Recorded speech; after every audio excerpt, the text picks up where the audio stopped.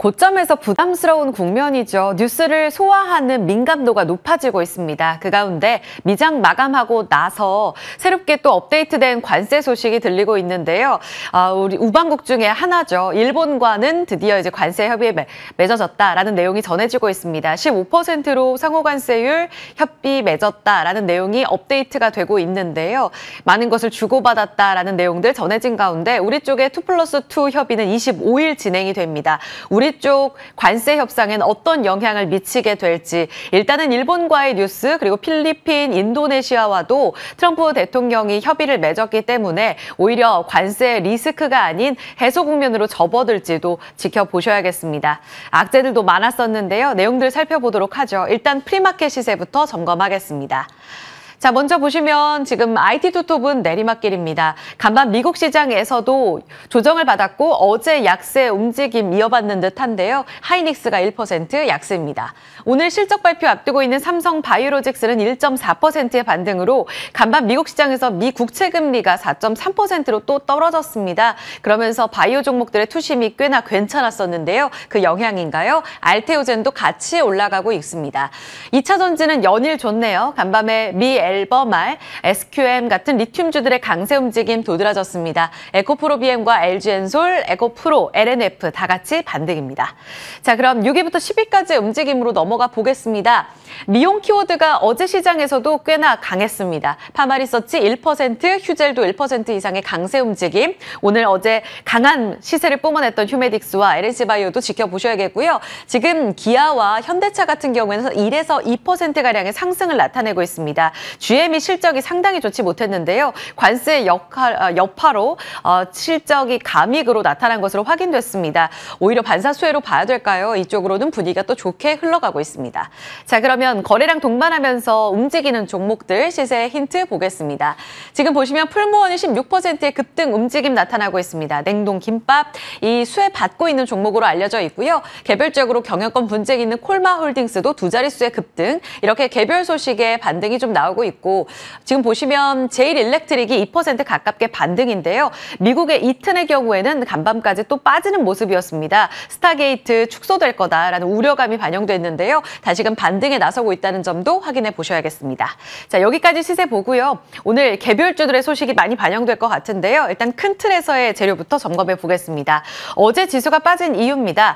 고점에서 흔들리면서 3,200선을 다 재차 내주는 모습이었고요. 6거래일 만에 외국인이 빠져나갔습니다. 기관도 같이 팔면서 이 아쉬운 정책에 대한 실망감 속에 매물이 크게 출회가 됐는데요. 물론 골자까지 지금 잡혀가는 구조이기 때문에 팩트체크는 좀 더 확인이 필요할 것 같습니다. 7월 말에 이재명 대통령 이 행정부에서 세법 개정안 발표가 될 텐데요. 어제 나왔던 다양한 보도 내용을 따라보면 대주주 양도세 기준이 50억 원에서 10억 원으로 한층 낮아지게 되면서 강화되게 되면 이 매물출에 급격하게 나올 수 있다라는 이야기가 나왔고요. 특히 이 때문에 코스닥이 크게 흔들렸습니다.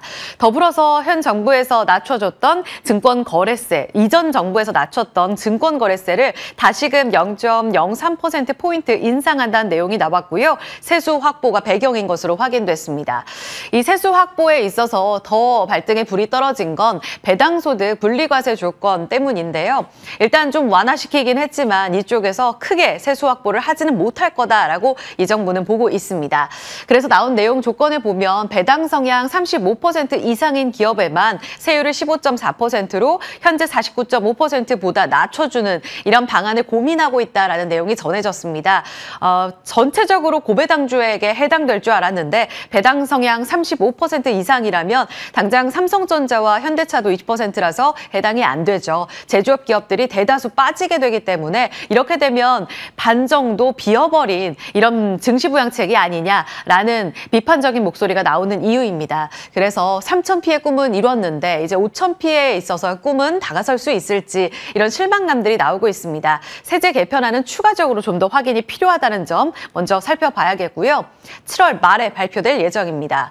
그리고 플러스 알파로 어제 반도체 쪽이 흔들렸던 또 하나의 이유는 바로 미국 쪽의 내용이었는데요. 스타게이트 차질 빚고 있다라는 내용이었습니다.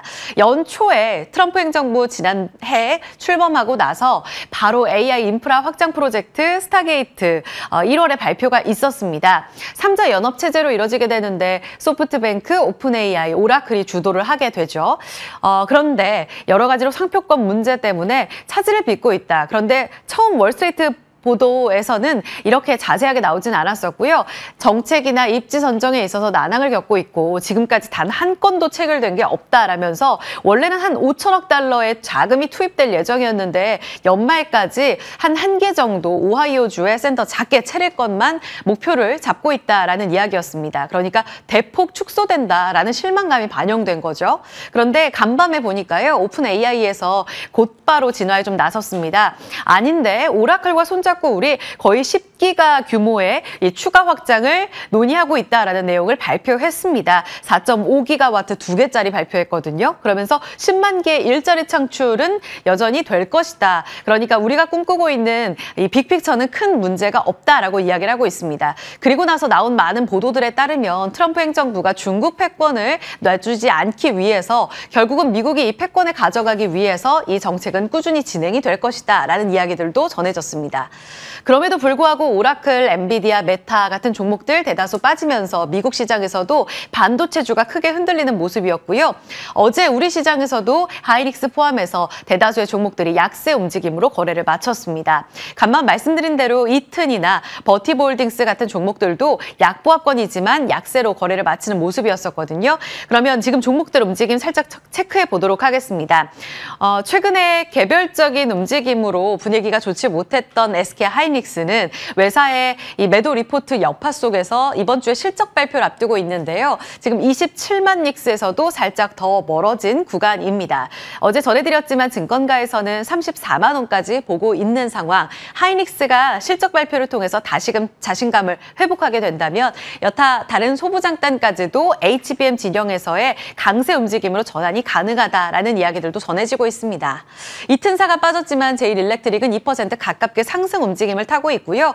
현대일렉트릭, 효성중공업, LS일렉트릭 같은 경우에는 우리 개별적으로 입찰 담합 소식 나오면서 이제 6개월 정도 수주가 제한에 들어가 있는 상황입니다. 이 때문에 고점에서 살짝 흔들림이 나오기도 했었거든요. 그런데 간밤에 또 구리 가격이 올랐습니다. 이런 분위기에서 어느 쪽에 무게중심이 실릴지 여부는 잠시 후 체크해 보도록 하죠. 다음 내용입니다. 오늘 새롭게 핫한 새내기주가 데뷔를 합니다. 도우인시스인데요. 초박형 강화 유리, 폴더블의 하나의 부품으로 알려져 있는 UTG 기업이라고 보시면 됩니다. 그런데 항상 새내기주는 이 분위기를 참 잘 타야 되는데요. 지금 폴더블이 굉장히 핫한 이 분위기에 데뷔를 하게 되면서 오늘 뜨거운 반응이 예상된다. 시장은 이렇게 보고 있습니다. 공모 가격은 일반 투자자 대상으로도 기관 투자자 대상으로도 굉장히 경쟁률이 치열했기 때문에 상단에서 책정이 됐는데요. 32,000원으로 확정이 됐습니다.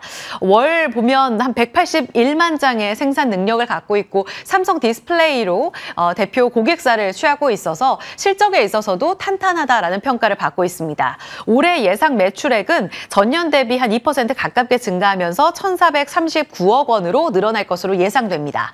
매출액 영업이익 추이인데요. 2023년에는 폴더블 관련해서 이 시장이 줄어들면서 신제품이 없어 쿡 줄어들었고요. 24년 작년의 회복, 올해에는 좀 더 늘어날 것으로 예상. 다만 영업이익 측면에서는 크게 급감할 것이라는 포인트도 체크해 보셔야겠습니다. 이 부분은 아이폰 생산을 앞당기면서 캐파를 늘린 여파다라고 보고 있습니다.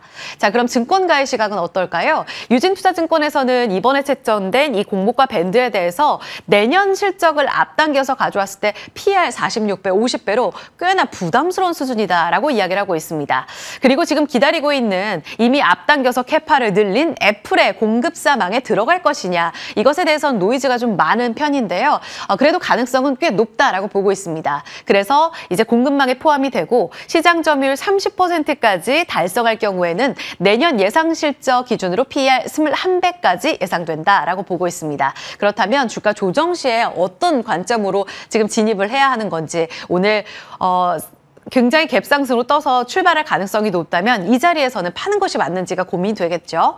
IBK 투자증권에서는 삼성, 애플까지의 가능성 꽤나 높게 보고 있습니다. 그리고 중요한 건 내년에 애플, 그러니까 아이폰의 폴더블을 기점으로 해서 앞으로는 노트라든지 폴더블 아이패드라든지 이렇게 IT 기기가 폴더블 쪽으로 확산되면서 UTG 시장이 구조적인 성장기를 맞이할 거다라고 보고 있습니다. 앞으로 프리미엄을 받을 가능성이 높다라고 보고 있는 거죠. 대표적인 경쟁사를 볼까요? 지금 UTI 같은 경우에는 어제 주간 단위로 봤을 때는 3%가량의 약세 임이긴 한데요. 어제 장에서는 분위기가 나쁘지 않았습니다. 그런 가운데 1.8%의 약세 움직임으로 지금 프리마켓 시세가 나오고 있습니다. 오늘 도우인시스 쪽으로 자금이 빠져나가게 되면 특히나 수급 블랙홀 역할이 나올 수가 있기 때문에 대표 경쟁사인 UTI는 흔들릴 가능성이 있다는 점도 보셔야겠고요. 다른 폴더블주, KH바텍, 세경하이테크 종목별로 희비가 좀 교차하고 있는 상황입니다. 지금 단기적으로 워낙 많이 달려왔기 때문에 다른 폴더블 관련 종목들까지 도우인시스가 대비함으로써 수급에 어떤 영향을 끼칠지는 같이 체크가 필요하겠습니다. 자, 마지막 포인트 간략하게 보겠습니다. 미국의 엘버말 리튬주 또 상승했습니다. 지난 21일부터였습니다. 중국의 장거 마이닝, 이 리튬 최대 공급사가 지금 공급을 중단한다. 그리고 정부의 지시로 이렇게 결정이 났다라는 내용 때문이었습니다. 그러면서 리튬이 계속 공급 과잉 때문에 바닥권에서 올라올 기미를 못 보였는데요. 최근에 바닥권에서 고개를 들며 $67까지 올라오고 있는 상황. 리튬 가격의 반등을 좀 더 점치면서 관련 종목들의 수익성 개선에 베팅하는 움직임이 늘어나고 있습니다. 더불어서 국내 종목은 조금 더 보셔야 되는 게 같은 날 발표가 됐던 미국 쪽에서 중국산 흑연의 대표 고율 관세를 대폭 때린다라는 내용이었는데요. 이렇게 되면 1위부터 9위까지 모두 다 흑연을 담당했던 게 다 중국산이었기 때문에 10위권인 포스코 퓨처엠이 수혜를 받을 거다라는 내용이었습니다. 그래서 이번 주 기준으로 봤을 때 리튬주들 미국에서도 우리에서도 지금 좋은 흐름을 나타내고 있습니다. 추세적인 반등 움직임 기대가 되고 있는 상황인데요. 지금 호가 들어오네요. 예상치 결과 보시면 리튬 포온스는 또 한 번 상한가에 진입하게 될까요? 어제도 거래가 집중되는 모습이었습니다. 하이드로 리튬은 좀 더 체크를 해봐야겠고요. 사실상 좋은 쪽으로는 이 포스코 퓨처엠 흑연 쪽으로 크게 수혜 받을 거다라는 기대감이 있습니다. 실적 발표 나오고 나서 이번은 안 좋지만 앞으로 턴어라운드 기대감이 있는데요. 현재는 빠지고 있는 국면입니다. 종목들의 시세 체크해 보면서 그런 구체적인 전략으로 이어가 보시죠.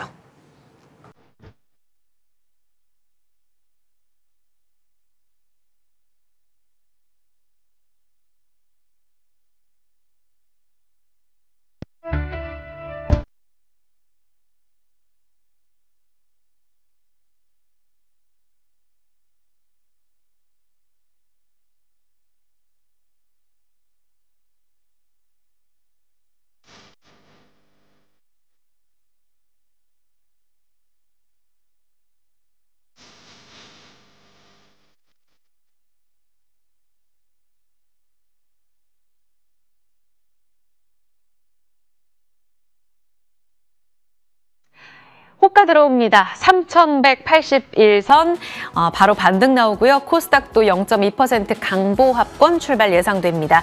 비교적 나쁘진 않은 분위기인데 두 분 어떻게 보실까요? 김태성 ISF 본부장, 이조 SB인베스트 본부장입니다. 어서 오세요.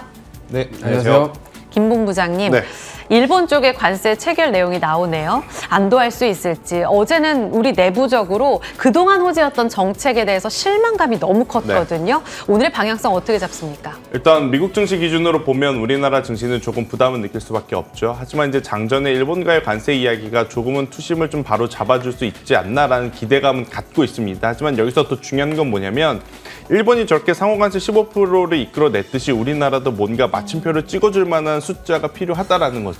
일본은 15%인데 우리나라는 변화가 없다. 그러면 오히려 지금의 짧은 반등이 더 우리에게 악영향이 될 가능성이 높다는 생각이 들어서 장 초반의 기술적 반등에 너무 여러분들이 이제 집중을 해서 포트폴리오의 변화를 좀 가져보시기보단 장 중후반까지 수급 흐름을 보시면서 저는 집중을 해보시는 게 맞지 않겠는가라는 의견. 저는 오히려 8월 1일 이후에 뭔가 포트폴리오의 조정을 하시더라도 그때 하시는 게 맞지 않겠는가라는 의견. 그 전까지는 굉장히 짧은 순환매에 집중하는 게 더 맞겠다라는 전략 드려보도록 하겠습니다. 방향성보다는 수급 보면서 굉장히 눈치 빠른 이런 게임에 편승하는 게 맞겠네요. 같이 따라가 보시죠. 그리고 다음입니다. 다음은 탄산 리튬 계속 반등하나요? 이제는 공급 과잉 해소될 거라는 기대감 때문에 앨범알이 또 한 번 올라갑니다. 오늘 2차 전지 반응도 좋은데요. 포스코 퓨처엠이 지금 호가상으로 3% 가깝게 상승 나오고 있습니다. 추세적 상승은 이제 완전히 자리를 잡았다고 봐도 될지, 그럼 어디에 오늘 포커스 맞출까요? 네, 뭐 완벽하게 지금 추세를 돌린다라고 판단하기는 다소 이르지만 지금 어떻게 보면은 리튬과 관련된 종목이 일부 종목군들이 좀 강세를 보이고 있습니다. 저는 그쪽에 따라가시기보다는 오히려 지금 포스코 퓨처엠이라던가 대형주 위주로 좀 집중하시는 게 좋을 것 같고요. 특히나 리튬 포어스라던가 이러한 종목에 리튬 들어가 있는 종목군들은 과거에 정말 많은 시세를 줬다가 지금 엄청나게 빠져있는 상태이기 때문에 시가총액도 낮고요. 그러다 보니까 저런 시세가 나올 가능성이 있기 때문에 이쪽을 따라가시기보다는 오히려 지금 포스코 퓨처엠이라던가 지금 리튬과 관련된, 그리고 2차 전지 기업 중에 지금 유상증자나 기타 자금 조달을 통해서 좀 뭔가 살아나고 있는 그런 기업들을 위주로 좀 보시는 게 어떨까, 이렇게 말씀드려보도록 하겠습니다. 지금 그럼 눈여겨보시는 건 포스코 퓨처엠. 엠텍은 더 강하네요. 이쪽은 아니에요? 엠텍도 마찬가지고 같이? 지금 뭐 포스코 그룹주들은 전반적으로 다 지금 흑연 반덤핑 관세에 대한 네. 수혜 가능성도 있기 때문에 이 포스코 그룹주들은 좀 집중해 보시는 게 좋겠고, 네. 최근에 이제 미래에셋 벤처투자에서 첨보의 자회사에 대한 자금 조달이 있었습니다. 그래서 첨보 같은 경우도 지금 그런 유동성의 공급에 대한 기대감 속에서 지금 올라오고 있기 때문에 이러한 쪽도 좀 관심을 가져보시는 것도 좋겠다라는 말씀 드려보겠습니다. 전보. 알겠습니다. 김태성 본부장님, 네. 도우인시스 오늘 데뷔해요. 네. 오늘 그동안의 분위기 계속 잇따라가면서 도우인시스가 자금 또 블랙홀 역할을 하게 될지 이런 게 걱정이 되시는 주주분들도 계실 거거든요. 어떤 대응으로 지금 주요 포인트를 잡으면 될까요? 만약 도우인시스가 시세가 난다면 네. 최근까지 강했던 폴더블폰 관련주들이 조정이 좀 나올 수 있다는 생각이 들어요. 왜냐하면 이제 수급에 이제 쏠림 현상이 나타날 가능성이 높기 때문에, 그래서 중장기로 보실 분들은 오늘 조정을 덥석덥석 잡지 마시고요. 이제 네. 도우인시스가 이제 오늘 상장을 하니까 최소 다음 주 월요일까지 추세를 보고 나서 그 다음에 지금까지 강했던 파이nem텍 아니면 덕산 네오록스와 관련 기업들이 조정을 받게 되면 다음 주 초에 한번 매수를 해보시는 게 좋을 것 같고요. 단기 시세를 노리신다면 도우인시스를 저는 플레이하시는 게 맞고, 오늘 이제 장전에 보니까 사전 예약 대수가 계속 올라가더니 107만 대까지 숫자가 나오더라고요. 역대 이제 사상 최대라고 하니까 네. 이쪽에 대한 관심도는 계속 좀 보실 필요는 있겠다라는 의견 드려보도록 하겠습니다. 좋습니다. 하나 더 받아볼까요? 지금 한화솔루션이 실적 턴어라운드 기대감이 이번 주에 리포트를 통해 나왔었어요. 그러면서 오늘은 이제 지주사인 한화에도 목표가 상향 조정, 자회사가 호실적이어서, 그러니까 한화솔루션을 보자는 이야기인데, 이조분 부장님 지금 시세 좋거든요. 이쪽 포인트 어느 정도까지 볼 수 있을까요? 하나솔루션 같은 경우는 직전 고점 부근인 41,000원 구간을 돌파할 가능성이 매우 높다라고 생각을 하고 있습니다. 특히나 지금 어떻게 보면은 베센트 재무장관이 중국과의 관세 유예 뭐 이런 소식도 나오긴 했습니다만, 결과적으로 하나솔루션의 강점은 미국의 생산 기지를 가지고 있다라는 겁니다. 그 다음에 이제 이를 통해서 실적에 대한 성장성, 이런 여러 가지 것들을 우리가 다 고민해 본다고 한다면 지금 하나솔루션은 상승 기도에 서 있다. 그리고 이제 여기서 돌파가 나오면은 더 강한 상승이 나올 가능성이 높기 때문에 좀 집중하시는 게 좋겠고, 그동안 뭐 걱정들이 많으셨겠지만 그래도 지금 태양광과 관련돼서 예외에 대한 부분들이 가능성이 계속 부각되고 있는 만큼 이에 대한 수혜 가능성도 충분히 있다라는 점 참고하시면 좋겠고, 역시나 뭐 2분기 실적뿐만이 아니라 저는 하반기에도 굉장히 좋은 실적이 나올 가능성이 높고, 지금 미국의 태양광주들도 반응이 나왔기 때문에 오늘 국내 네. 태양광 관련주들 한번 유심히 살펴보시면 좋을 것 같습니다. 좋습니다. 동시에 같이 전해드릴 부분이 이제 태양광 꾸준히 외쳐주셨던 우리 김태성 본부장님, 네. 하나솔루션 처음에 주셔서 이제 26%의 상승률 나오고 있다는 점 또 화면에 나오고 있기 때문에 참고해 주시면서 저희 본장에서 AS도 같이 받아보면 좋겠어요. 이조 본부장님 종목 공개해 주셔야 될 텐데, 오늘 종목 보니 자사주 비중 높은 종목이죠? 인포바인 주셨어요. 네. 다시 또 정책 모멘텀 보자는 이야기이신가요? 네, 정책 관련돼서 좀 보시면 좋겠고, 메커스가 어제 그 자사주 소각 메커스. 공시가 나오자마자 바로 3분도 안 돼서 상한가 갔거든요. 예.